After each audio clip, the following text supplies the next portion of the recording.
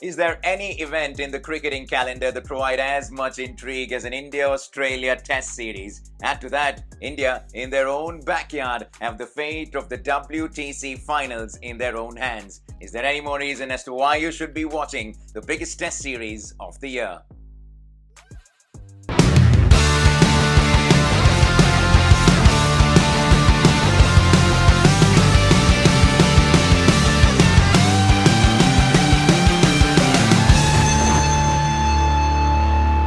Four test matches between the two most powerful test playing nations at the moment in the world. Here's everything that you need to know. We'll start with the Indian squad. It's good news for Team India as its most preferred and most experienced opening pair is back right at the top, KL Rahul and the skipper Rohit Sharma.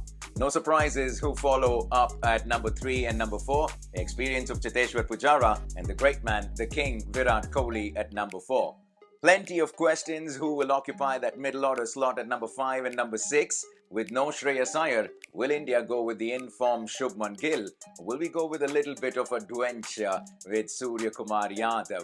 In the absence of the superstar from the previous Border Gavaskar Trophy, Rishabh Pant, will India go for a like-for-like replacement in Ishan Kishan? Or will we get the resilience and the persistence of a KS Bharat? It will be an interesting choice. Let's move to the spin department. The most interesting aspect when it comes to Test cricket in India. Very likely that India will go with 3 spinners with Ravi Ashwin leading the attack. Who will give him company? Will it be the return of Ravi Jadeja in the Indian team? Or will India look for batting depth and thereby bring an Akshar Patel into the squad? Or will variety be what India will go with? And will that give the informed Kuldeep Yadav in white ball cricket an opportunity? Plenty of options. And now to the pace battery. Likely that Mohammad Shami and Mohammad Siraj will lead the attack for Team India with Umesh Yadav and Jaydev Unadkar, who's done wonders at the domestic level, providing India plenty of options. Time for us to talk tactics. India's middle order will have to click. And we don't need to look at anyone else other than Cheteshwar Pujara and Virat Kohli. In the last 10 years, Pujara and Kohli sit at number 2 and number 3 in terms of most runs scored against the Aussies. Will they be the kangaroo tormentors once again in 2023? And if we talk about the Indian middle order, it's only fair we talk about the Aussie middle order. 2 names in particular, Marnus Labuschagne and Steven Smith. In the last 5 years, they average over 55 in Test cricket and they've scored more Test runs for the Aussies than anybody else.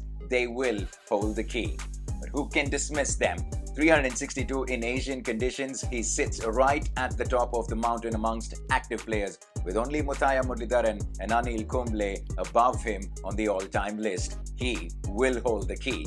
And there's also another off-spinner that we should be talking about, the GOAT of Australia, Nathan Lyon, who will lead an inexperienced Aussie spin attack. We all know what a Nathan Lyon can do. How much will he pick up? That is the big question.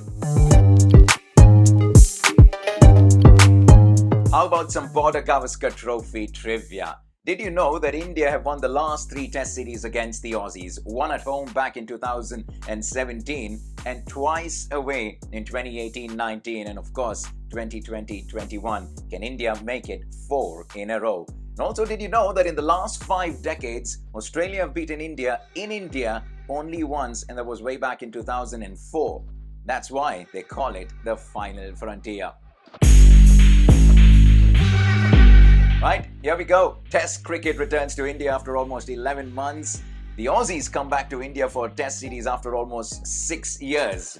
Nagpur, Delhi, Dharamshala and Ahmedabad. The stage is set. It's time to wake up early and see the boys in white playing Test cricket. They don't get any better than this. The WTC final up for grabs.